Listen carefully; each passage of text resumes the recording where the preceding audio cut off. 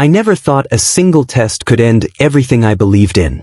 That morning, as I sat in the cold white room of the fertility clinic, my hands trembling, I felt the words before the doctor even spoke them. "I'm sorry, there's nothing we can do." My heart cracked in a way I never imagined. The drive home was silent, heavy with dread, and I felt as though the world itself had shrunk around me. When I walked into our home, the warmth I once associated with my marriage was gone. His eyes, usually soft and reassuring, were sharp, cold. "I can't do this anymore," he said, tossing my wedding ring onto the counter as if it were trash. "You're infertile. I want someone who can give me a family."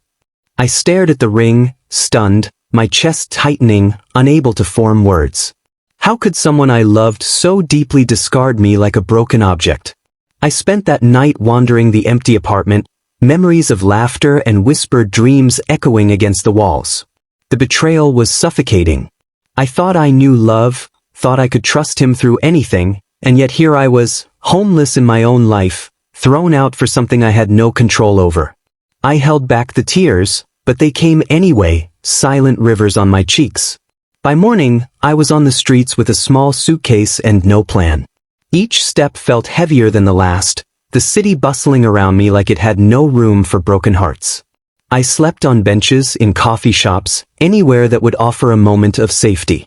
People passed, oblivious, and I wondered if anyone could see the weight I carried. It was in one of those small coffee shops that I first saw him, James. He was a tall man with kind eyes, engrossed in a laptop but aware enough to notice me staring at the empty chair across from him. "Is this seat taken?" he asked, voice gentle. I hesitated but nodded, grateful for even a small connection in my chaos. He smiled, and for the first time that week, the air felt lighter. We talked. At first, about nothing, safe topics, but soon I found myself telling him about the eviction, about my husband's cruelty, about the emptiness that seemed to follow me like a shadow. James listened without judgment, nodding, his eyes soft, offering a warmth I hadn't felt in weeks. I expected pity but found something else, a quiet strength that made me feel seen. Days turned into weeks. James had children, 2 small kids, laughter and chaos filling his home. One afternoon, as I watched him help his daughter with homework, a pang of longing for family hit me. Yet, I didn't feel despair this time, I felt hope. He hadn't judged me for what I lacked. He had built a family with love, not obligation, and somehow, in his presence, I realized I could belong without having to prove myself. One evening, he took my hands in his, steady and warm. "I've seen your heart," he said softly. "You've been through pain I can't fully imagine, but I want you to know something, you're more than what they told you. More than the world decided you were." His words, simple yet profound, made me cry, not from sadness, but from relief. Someone finally saw me. Our bond deepened. We shared quiet dinners, walks in the park, the mundane yet comforting rituals of life that I had taken for granted before. The children adored me in a way that felt natural, not forced, and slowly, the cracks in my heart began to heal. Love, I realized, wasn't about perfection or biology. It was about patience, compassion, and presence. Then came the day he made me an offer I didn't see coming. "I want you to move in," he said, voice careful but earnest. "Not because I need a partner to complete my life, but because I see the person you are, and I want you in ours." The thought of home, of belonging, was overwhelming.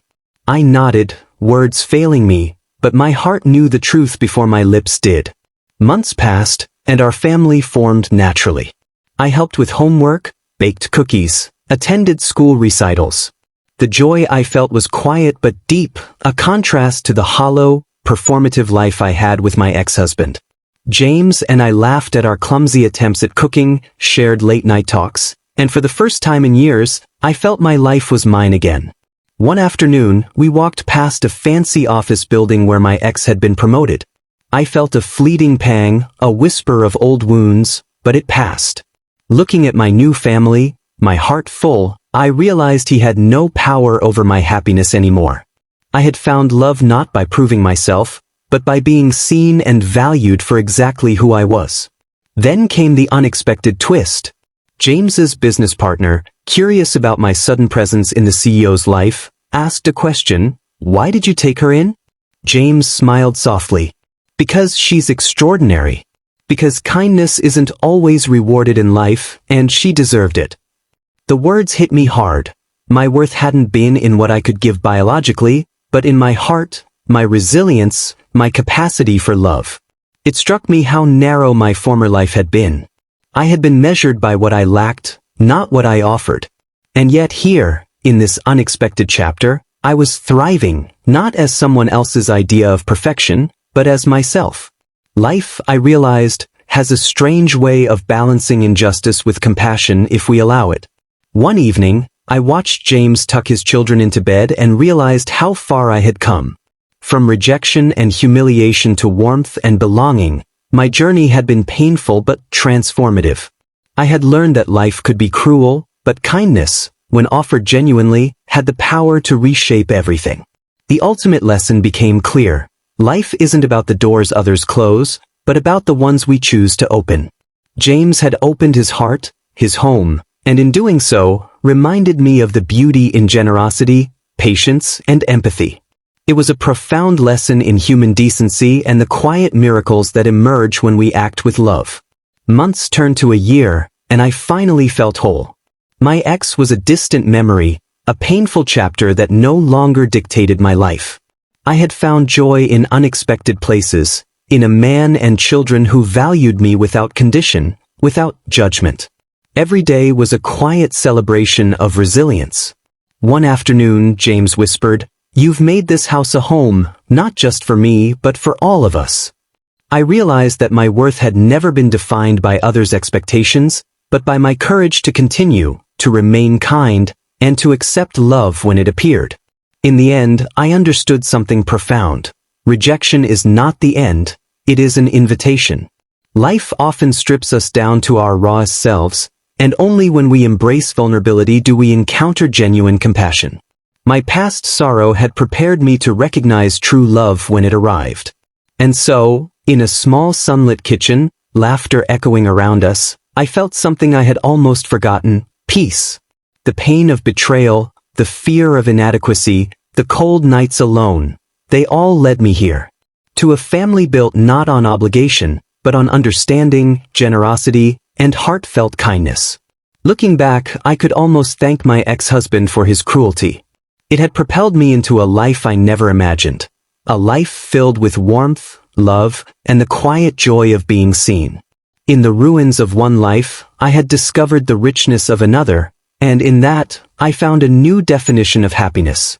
And finally, I smiled, truly and fully, understanding that life's greatest lessons often arrive disguised as heartbreak, but if we meet them with an open heart, they can lead to a joy beyond imagination.